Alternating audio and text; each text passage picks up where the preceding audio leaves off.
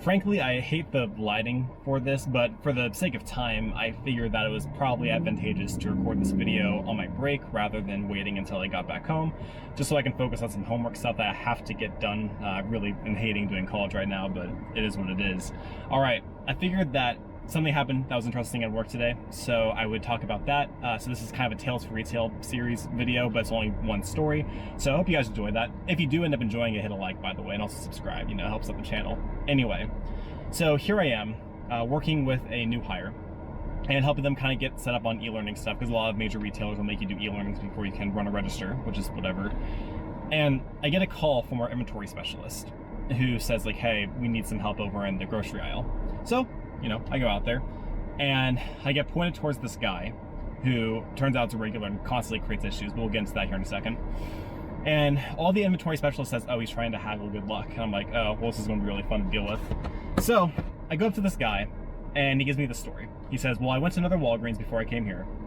And when I came here, I realized that you don't have the macaroni that I want, but I see that you have this other macaroni that is more expensive. I would like to buy the more expensive macaroni for the cheaper macaroni price because I'd have wasted gas, money, and time to come over here. There's a few things here.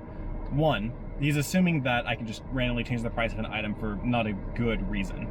Two, he's assuming that it's our fault that he wasted his time to come to our store when we don't have something in stock, which isn't within our control. We don't actually control what comes into our store for inventory. And I can understand being frustrated, but I've never thought to myself, oh, this place is out of this thing, I should complain and ask for a different price for a different thing. It is never computed with me, maybe because I'm a different kind of person, I don't know. But he was trying to like negotiate the price of an already set price item. And here in America, especially in retail stores, we don't really negotiate prices like that. Now, if you go to like a farmer's market or like a flea market or a garage sale, different story, you can haggle all you want. But in a retailer, it's generally accepted that you're going to have to pay the price that's listed. That's just kind of how we do things here. Well, I explained all this to him in a very, kind of professional manner. I explained to him, like, sorry, I can't change the price on an item for that reason. That's not a reason that we can change it. So then he asks if I'm the manager. And I tell him yes, because I am the manager on duty. I'm not the store manager, I'm not like the main guy, but I'm the manager running the shift. So yes, I'm a manager. And it looks down at my name tag. My title isn't actually management, but under the corporate office, I'm considered management. So even though my title doesn't say that, I still am classified as a manager. I run the store by myself, I'm handling money and deposits, I'm doing all the things that a manager would be doing, I'm just an assistant. So he says, well, according to your name tag, you're not. You know that misrepresenting yourself should get you fired. And he's saying that I was lying to him. So I explained to him, again, I understand that my title doesn't say manager, but I'm classified as a manager. He says, you're not the store manager. I said, no, I'm not the main manager, but I am the manager that's on duty. Then he said, well, why didn't you just go grab that person? I explained to him, I'm the person on duty, that person's not here. And we have a back and forth for several minutes. And I'm realizing I'm not getting anywhere with this guy. And I think he's realizing he's not going to get anywhere with me. So I tell him to have a good day at this point because I've exhausted all the options that I could to help him out. I explained to him like how we could prevent this happening in the future. I apologize on behalf of the company. I told him that I can't change the price. So I told him like, I hope you have a great day. And I start to walk away. And then at this point, he gets really mad because I'm the one that tried walking away first instead of him, because he thinks that he's entitled to as much time as he wants to yell at me and call me a liar. He's not.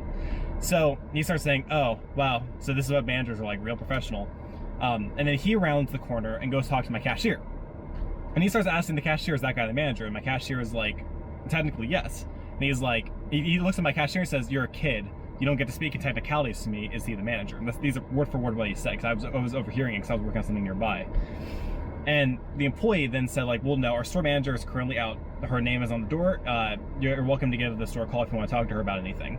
So then he makes the cashier write down the manager's name, even though it's listed on our door. And he like starts walking out and starts cursing out my cashier, saying that this place is a shithole, that we're very unprofessional, yada, yada, yada. And he walks out. But he also claims that he is a general manager in our corporate offices, which our corporate offices don't have general managers. Our store managers aren't called general managers, and he was just high off his ass on some shit. And what's interesting is that, according to the inventory specialist, he's actually come in and created the exact same situation before. And then he promised us that he was going to come by the store tomorrow and talk to our store manager about our unbecoming behavior. So I'm fascinated to see if that works out. And if it does, I'm looking forward to getting to share that on this channel. But that's one of my tales from retail. It's a nightmare sometimes. If you guys enjoyed this video, I do again hope that you give it a like. If you want to see more videos like this or just from me, go ahead and hit subscribe. It really helps out the channel. Do not forget to keep it casual.